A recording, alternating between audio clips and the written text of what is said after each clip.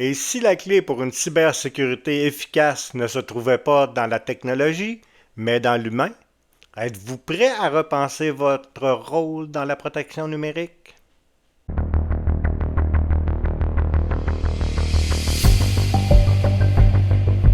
Aujourd'hui, nous allons aborder un sujet essentiel pour renforcer la protection de nos entreprises et de nos vies personnelles contre les cybermenaces.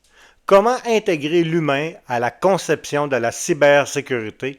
Beaucoup d'entre nous, lorsqu'on pense à la cybersécurité, imaginent des logiciels, des pare-feux, des antivirus, mais en réalité, une approche centrée uniquement sur la technologie peut échouer. Pourquoi? Parce qu'elle oublie un élément crucial, nous, les humains. Et bien souvent, c'est là que se trouvent les failles. Une donnée révélatrice de l'importance de l'humain dans la cybersécurité est que selon le Data Breach Investigation Report de Verizon, l'élément humain a contribué à 68% des violations en 2023 et à 74% en 2022. En d'autres termes, une large part des incidents de cybersécurité est liée aux erreurs humaines ou à des comportements à risque. De nombreuses équipes de sécurité considèrent encore leurs collègues non spécialisés en cybersécurité comme les maillons faibles. Par conséquent, elles se concentrent surtout sur la technologie pour corriger ces erreurs inévitables. Mais cette approche a ses limites. Une étude américaine intitulée Les utilisateurs ne sont pas stupides est publiée par le National Institute of Standards and Technology, le NIST, qui encourage les entreprises à aller au-delà de la simple protection technologique. Selon le NIST, il ne faut pas voir les utilisateurs comme des failles potentielles, mais plutôt les inclure dans la conception des systèmes de cybersécurité. Cette inclusion permet de réduire les menaces internes. Pour y parvenir, le NIST recommande une approche que l'on appelle la cybersécurité centrée sur l'humain. Le principe est de placer les besoins et les motivations des utilisateurs au centre des processus et des produits de sécurité. Par exemple, organiser des campagnes de sensibilisation contre le phishing pour que chacun comprenne comment repérer les tentatives d'arnaque. Permettre aux utilisateurs de donner leur avis sur les produits de sécurité et ajuster les systèmes en fonction de leur retour. Les utilisateurs ne doivent pas être submergés par des exigences de sécurité complexes. L'idée est de prendre la cybersécurité plus intuitive et moins intrusive dans le quotidien de chacun. Une approche de la cybersécurité centrée sur l'humain va bien au-delà des logiciels de sécurité user-friendly. Selon le NIST, l'idée principale est de mettre les personnes au premier plan. Les solutions de sécurité doivent donc être pratiques, utilisables et adaptées au quotidien des employés.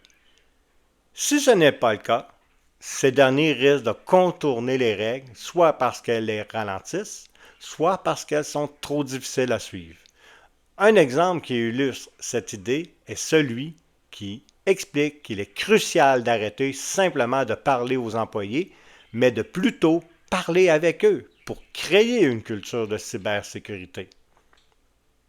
Cette stratégie de la cybersécurité centrée sur l'humain commence à porter ses fruits.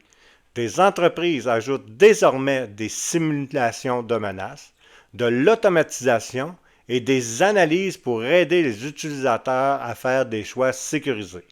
Par exemple, certaines entreprises récompensent même les employés qui signalent les incidents de sécurité potentiels.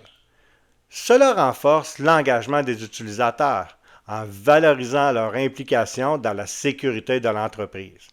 Cette approche peut également aider à réduire le stress, un facteur qui touche de nombreux responsables de cybersécurité aujourd'hui. Selon Gartner, d'ici 2027, la moitié des grandes entreprises adopteront cette pratique centrée sur l'humain pour sécuriser leur système et mieux soutenir leurs équipes. Le gouvernement canadien et américain considère d'ailleurs cette approche de la cybersécurité centrée sur l'humain comme une priorité. Dans son plan fédéral de recherche et de développement en matière de cybersécurité, le gouvernement souligne que la cybersécurité centrée sur l'humain pourrait réduire les risques pour la société et faciliter l'utilisation des technologies de sécurité. Pour renforcer ce modèle, Gartner propose le cadre PIPE, pratique, influence, plateforme et facilitateur. L'idée est de diversifier les méthodes de sensibilisation en intégrant des outils de gestion d'identité ou même des technologies émergentes comme l'intelligence artificielle. Pour conclure, l'intégration des humains dans la cybersécurité ne signifie pas seulement les former et les informer. Cela implique d'écouter leurs besoins, d'adapter les outils de sécurité à leur quotidien et de créer un environnement où ils se sentent valorisés dans leur rôle de protecteur de l'entreprise. Nous espérons que ce podcast vous a éclairé sur l'importance de l'humain dans la cybersécurité. Merci d'avoir écouté.